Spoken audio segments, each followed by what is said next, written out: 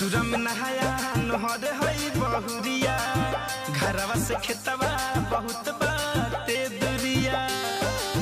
ए राजा जी हाँ हाँ, ससुर में नहाया नहर है बहुरिया, घरवा से खेतवा बहुत बाते दुरिया।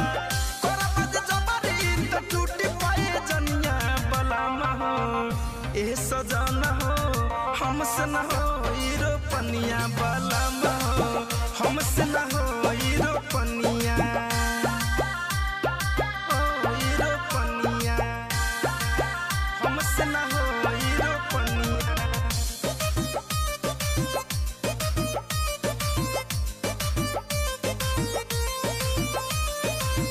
पहिले न कहल न हमके बतवल, यही खातिर कारा जगवन करवल।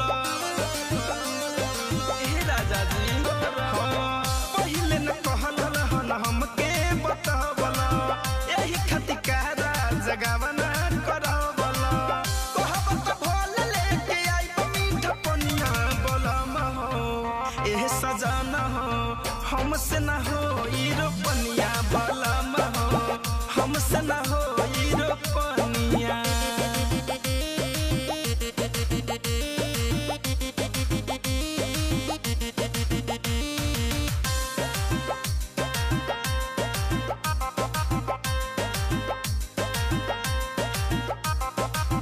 धर कंधन जब बुझ मोर परेशानी, नैहर के लोग जानी होई बदनामी।